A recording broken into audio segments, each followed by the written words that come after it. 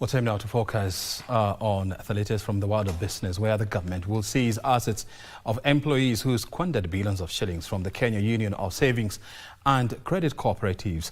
Well, Cooperatives Cabinet Secretary Wycliffe Oparanya says no SACCO will lose their savings from the troubled umbrella union. Oparanya says the government has recovered 136 million shillings from the sale of the vehicles seized from KUSCCO.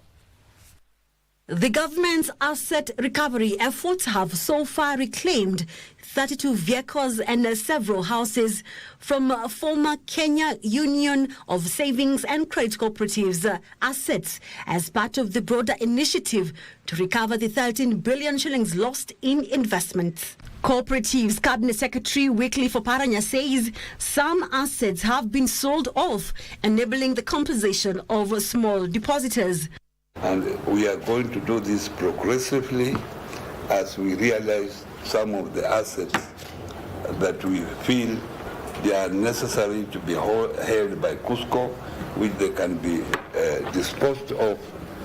And when they are disposed of, then these liabilities can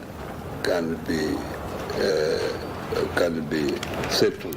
The crackdown will also target KUSCCO's officials and SACCO's executives who conspire to defraud members of their savings. As a ministry, we directed that the SACCOs take cognizance of the fact that this money is not available immediately. But through our efforts, we are very optimistic that this money is recoverable. It might take 2 years, it might take 3 years, but as a safeguard and based on the financial principle of conservatism, we have said SACCOs can make a provision for that money. To tighten regulation, a committee of experts has been appointed to review the SACCO Societies Act of 2008 by, among others, removing the Central Finance Fund from KUSCCO and establishing a Central Liquidity Fund that will be regulated by SASRA. Now it is up to us in the ministry now to come up with, to make sure that the amendment goes through, that is one, and secondly, to lay out regulation to make that operational.